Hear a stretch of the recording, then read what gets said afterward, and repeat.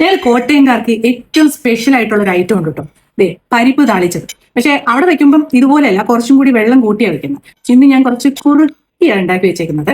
പിന്നെ നമ്മുടെ മത്തി ഫ്രൈ ഉണ്ട്, നല്ല സബോളയൊക്കെ റൗണ്ടില് കട്ട് ചെയ്ത് ഞാൻ അതിന്റെ പുറത്ത് ഇങ്ങനെ ഇട്ടിട്ടുണ്ട്. ചുമ്മാ ഒരു സ്റ്റൈല്, ഒരു ഒരു ഒരു ഒരു വെറൈറ്റിക്ക് വേണ്ടിയിട്ട്. ഓക്കെ, കുറച്ച് ചോറും എടുത്തിട്ടുണ്ട്.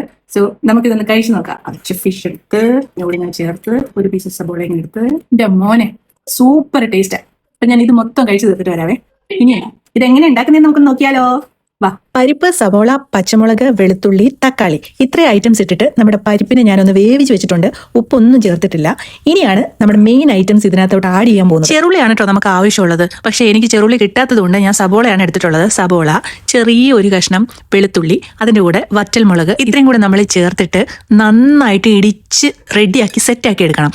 ഉപ്പ് ഒരു ചെറിയ പൊടിക്ക് ചേർക്കുകയാണെങ്കിൽ നമുക്ക് ഇതിനെ ഇടിച്ച് ചമ്മന്തിയാക്കി എടുക്കാനായിട്ട് എളുപ്പമാണ്. ഇനി ഞാൻ ചമ്മന്തി എന്ന് പറയുന്നത് കേട്ടിട്ട് നിങ്ങൾ തെറ്റിദ്ധരിക്കേണ്ട. ചമ്മന്തി എന്ന് ഞാൻ ചുമ്മാ ഒന്ന് പറഞ്ഞതേ ഉള്ളൂ. ഇടിച്ചിട്ട് നമ്മൾ ഈ താളിക്കാൻ പാകത്തിനൊന്ന് ആക്കിയെടുത്താൽ മാത്രം മതി. സംഭവം സെറ്റായിട്ടുണ്ട്. ഇനി നമുക്ക് അടുപ്പിലോട്ട് ഒരു പാൻ വെച്ചിട്ട് അതിനകത്ത് കുറച്ച് വെളിച്ചെണ്ണ ഒഴിച്ച് അതിനകത്ത് ചൂടാകുമ്പോഴത്തേനും കടുക് ഇട്ടിട്ട് നമ്മൾ ചതച്ച് വെച്ച ഐറ്റം അങ്ങോട്ട് ചേർത്ത് കൊടുക്കണം. അപ്പൊ നല്ല സൗണ്ടൊക്കെ കേൾക്കാം. അതിന്റെ കൂടെ നല്ല മണവും വരും കേട്ടോ. അപ്പൊ കുറച്ച് കറിവേപ്പില ഇട്ട് കൊടുക്കണം. എന്നിട്ട് ഈ ഉള്ളി ഒന്ന് ബ്രൗൺ കളർ ആവുന്നത് വരെ നന്നായിട്ടൊന്ന് ഇളക്കി യോജിപ്പിച്ച് കൊടുക്കുക. അതിനുശേഷം ഇനി 2 ഐറ്റം കൂടി നമുക്ക് ആഡ് ചെയ്യാനുണ്ട്. ഒന്നാമത്തെ എന്ന് പറഞ്ഞാൽ മഞ്ഞപ്പൊടി, രണ്ടാമത്തെ ഐറ്റം എന്ന് പറഞ്ഞാൽ മുളക് പൊടി. ഇത് കുറച്ചിട്ടാൽ മതി കേട്ടോ. ഒരു 1/4 ടീസ്പൂൺ ഇട്ടാൽ മാത്രം മതി. ഈ മുളക് പൊടിയും മഞ്ഞപ്പൊടി ഇട്ട് കഴിഞ്ഞാൽ പിന്നെ അധികം വെയിറ്റ് ചെയ്യാൻ നമുക്ക് സമയമില്ല. പെട്ടെന്ന് തന്നെ ഇത് എടുത്തിട്ട് നമ്മൾ എന്ത് ചെയ്യണം, ആ കറിയിലോട്ട് ഒഴിച്ചു കൊടുക്കണം. എന്നിട്ട് കുറച്ച് വെള്ളം കൂടി ചേർത്ത് അങ്ങോട്ട് ഇളക്കി കൊടുത്തു കഴിഞ്ഞാണ്ടല്ലോ എൻ്റെ മോനെ അടിപൊളി പരിപ്പ് കറി റെഡിയാവും.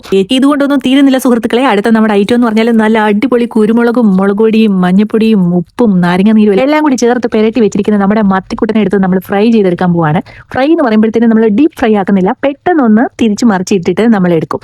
അപ്പോൾ ഒരു പ്രത്യേക സ്റ്റൈൽ ഉണ്ട്. അത് ഈ ഒരു സബോള റൗണ്ടിൽ അരിഞ്ഞതും കൂടി അതിനകത്ത് കട്ട് ചെയ്തിട്ട് കൊടുത്തപ്പോഴുണ്ടല്ലോ, ആഹാ നല്ല മണം വരുന്നുണ്ട്. കുറച്ച് കറിവേപ്പിലയും കൂടി ഇട്ട് കൊടുക്കാം. പക്ഷേ എൻ്റെ ഇപ്പോൾ കറിവേപ്പില ഇല്ലാത്തത് കൊണ്ട് ഈ പ്രാവശ്യം നമ്മൾ അത് ഒഴിവാക്കുവാണ്. ഇപ്പൊ നമ്മുടെ ഫിഷ് ഫ്രൈ റെഡി ആയിട്ടുണ്ട്. ഇനി നമുക്ക് ഇതിനെ ഒരു പ്ലേറ്റിലോട്ട് മാറ്റിയിട്ട് കുറച്ച് ചോറും നമ്മുടെ പരിപ്പ് കറിയും കൂടെ ചേർത്തിട്ട് നമുക്ക് കഴിക്കാം. ഇനി ഇത് മൊത്തം ഞാൻ തിന്നത്. എന്തൊക്കെ പറഞ്ഞാലും നമ്മുടെ ഡയറ്റും കാര്യമൊക്കെ ഉണ്ട്, അതൊക്കെ നമ്മൾ ഫോളോ ചെയ്യുന്നുണ്ട്. നിങ്ങൾ നോക്കിയാൽ എൻ്റെ ചോറിന്റെ പോർഷൻ വളരെ കുറവാണ്. കൂടുതൽ നമ്മൾ പ്രോട്ടീൻ ആയിട്ട് ഇതിലുള്ളത്. ഇതിലില്ലാത്ത ഐറ്റം വെജിറ്റബിൾ.